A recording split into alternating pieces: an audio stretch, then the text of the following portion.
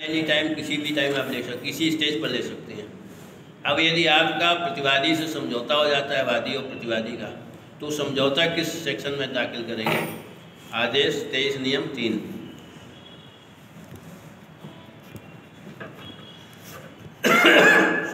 समझौता पत्र जो दाखिल होगा वो आदेश 23 नियम 3 के अंतर्गत। जी देखिए, कोर्ट फीस वापस करने का तो जो डिसाइड होते हैं आपके इसमें लोक अदालत में, वही अकेले वापस होते हैं, बाकी वापस नहीं होता। लोक अदालत में कंप्रोमाइज से कोई भी डिसाइड होता है तो उसकी कोर्ट फीस वापस हो जाती है।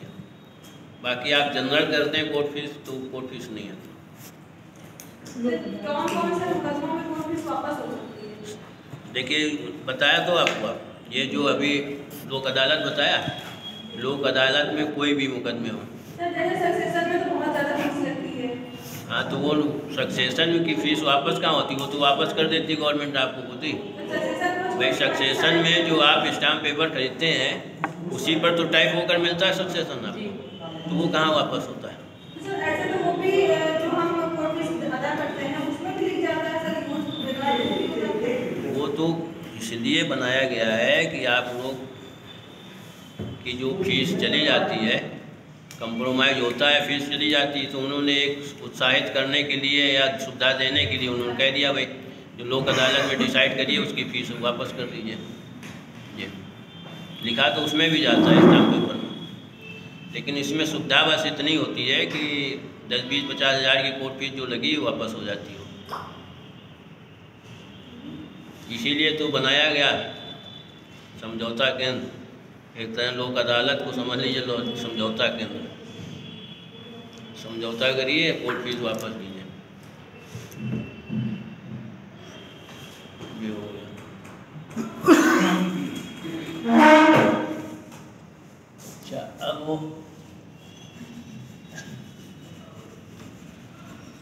रेगुलर सूट हो गया। अब रेगुलर सूट में ये आप बताएं न्याय शुल्क कैसे जमा करेंगे?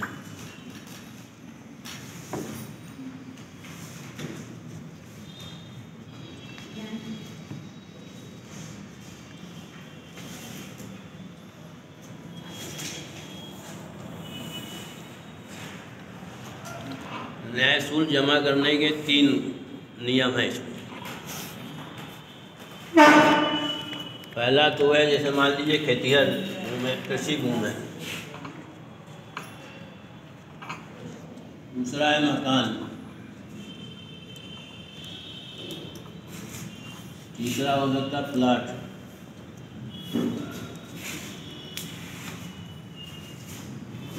देखिए, ये जो खेतिहर है कृषि भूमि, इसमें एक लागान पड़ता है सालाना, और बहुत ज़्यादा होता नहीं, 30 रुपया, 20 रुपया, 10 रुपये इस टाइप से होते हैं। यानी 30 रुपया 10 पैसा है इसका सालाना, ठीक है। इसका हम क्या करते हैं, 30 गुना कर देते हैं। कितना हो जाएगा?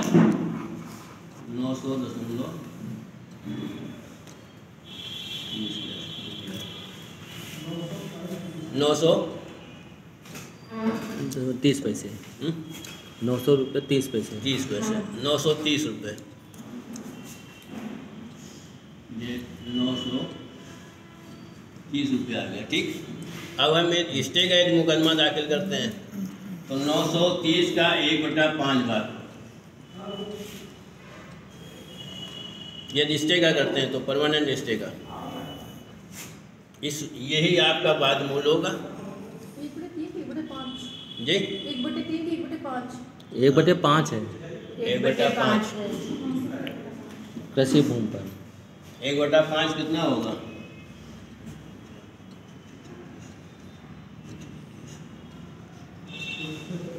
186 रुपये सर, इतना ही होगा, ज़्यादा होगा। 1/5। अब देखिए, इसमें ये है कि 1000 तक वैल्यू आती है, ठीक है। 1000 का 1/5 200 रुपये होती है, ठीक है। ये 200 रुपये के नीचे है, इसलिए इसमें 22 रुपये 50 पैसा सिर्फ लगेगा।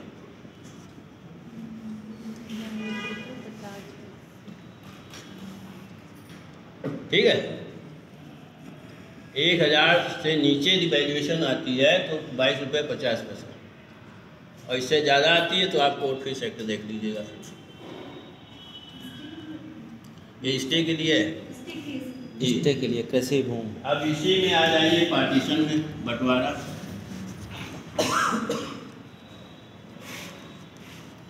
बंटवारे में क्या है कि आप कितने शेयर होल्डर हैं, आप कितना है भाग आपका, 1/2 है, 1/3 है, 1/4 है। हम इसमें 1/3 का निकाल दे रहे हैं। आपका भाग है 1/3, इसको मान लेते हैं 1500 रुपये एस्टिमेट, कोई मतलब किसी भूमि 1/3 कितना हुआ 500 रुपये। ठीक है, ये 500 रुपये आपका, ये आपके बाद मूल्य होगा ये 500 रुपये। तो 1500 रुपये पूरे भाग का है, तीनों का मिला करके। तो आप अपने भाग पर कोर्ट फीस अदा करेंगे। 1/3 है तो 1/3 पर, 1/4 है तो 1/4 पर। अब ये 500 रुपये आया आपका हिस्से का। यदि आपका उस मकान में या खेती में कब्जा है तो इस 500 का 1/4 भाग फिर करेंगे, कितना आएगा इसका 125 रुपये। 125 रुपये में जो कोर्ट फीस लगती है वो 12-13 रुपये वो लगेगी। ठीक है, पार्टीशन में यदि आपका कब्जा है तो आपके भाग का फिर 1/4 भाग। तो इस टाइप से ये कोर्ट फीस आप निकालेंगे इसमें।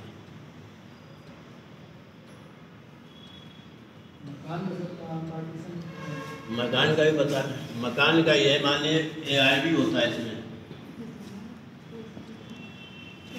एनुअल रेंट वैल्यू है। ठीक है, मान लीजिए 500 रुपये है, इसका 20 टाइम कर दीजिए। जैसे नगर निगम में जो नगर निगम का जैसे आता है नहीं, 500 का 20 टाइम कितना हो गया?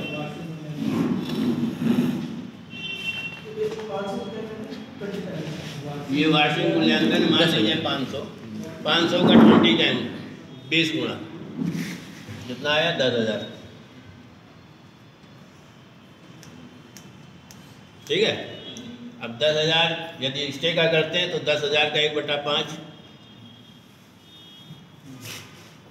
स्टे का करते हैं तो 10,000 का 1/5 2,000। अब 2,000 पर यदि कोर्ट फीस 500 से ज़्यादा आती है तो 500 ही जमा होगी, तो 500 से ज़्यादा नहीं जमा होती, वैल्यू चाहे जितनी हो जाए। ठीक है, कम से कम 2250 और अधिक से अधिक 500 रुपये। इससे ज़्यादा कोर्ट फीस नहीं लगेगी। वैल्यू चाहे लाख में हो चाहे करोड़ में हो, कुछ भी हो स्टे में। ठीक है, अब यहाँ पर दूसरा बताया था बंटवारा, जैसे हमने इसमें किया उसी प्रकार से ये मकान का भी है। यदि आप 1/3 भाग के मालिक हैं तो इसका 1/3 निकाल दीजिए, और 1/3 जो भी है, जैसे इसमें निकाला भी इसी टाइप से इसमें निकाल दीजिए। बंटवारे का भी इसमें था 1500 रुपये, इसमें आया 10,000 रुपये। इसे मान लेते हैं 1/2 भाग है तो यहाँ पर आ गया 5,000। हमारा कब्जा है तो 5,000 का 1/4 कर दिया 1250। और कब्जा नहीं तो 5,000 पर। फिर आप अपने हिस्से पर पूरे पर देंगे। बंटवारा में यदि आपका कब्जा नहीं है तो फिर आपका हिस्सा जो आता है वैल्यू, उस पर पूरी कोर्ट फीस पड़ेगी, और उसमें रिलीफ भी मांगेंगे कब्जे के लिए। जहाँ कब्जा शब्द आ जाएगा वहाँ कोर्ट फीस पूरी पड़ती है। अब कब्जा यदि आप नहीं मांगेंगे, कहेंगे कब्जेदार हैं हम, खुद ही कब्जे में हैं, तो फिर उसमें 1/4 भाग। Suit for partition and position जी, उसमें फिर सूट फॉर पोजीशन भी उसमें आगे लिखना पड़ेगा, पार्टीशन और पोजीशन, तभी हाँ कब्जा नहीं होगा तो पूरे पर जो आपका शेयर है उस पर लगेगा।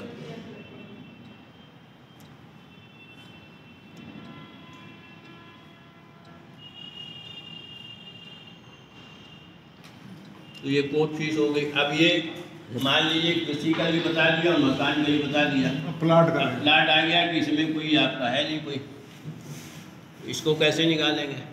इसमें होता है डीएम सर्किट रेट से निकाल लेते हैं, या इसमें अंदाज़ा लिख देते हैं, या इसकी वर्तमान अगर खरीदा गया है जी है ना, तो जो उस पर स्टाम्प पे किया गया है उसके आधार पर निकाला जाएगा। सर अगर मकान है और उसकी ARV नहीं है, अगर नगर निगम में नहीं है तो उसकी हम बंटवारे की फीस तो बाजारू कीमत आप देख लीजिए 50। ग्राम समाज का है तो फिर वो बाजारू कीमत लिखिए, उसे सर्किल रेट से उसका नहीं आएगा। सर्किट रेट से देखिए, जब अपोजिट पार्टी आएगी तब तो सर्किट रेट वो कहेगा। आपका कहना थोड़ी मानेगा कोई अपोजिट पार्टी। तो हम अगर मान लिया हमने बाजारू कीमत लगा दी तो कीमत कम, मान लीजिए उस प्लाट का आपने 1 लाख वैल्यू लगा दी बाजारू कीमत, अपोजिट आई ऑब्जेक्शन किया, नहीं साहब इसमें 10 लाख रुपये है, तब वो कोर्ट डिसाइड करेगी उसके बीच का 2 लाख है, 3 लाख 5 लाख ऐसे डिसाइड करना और उसे मकान का भी। ठीक है।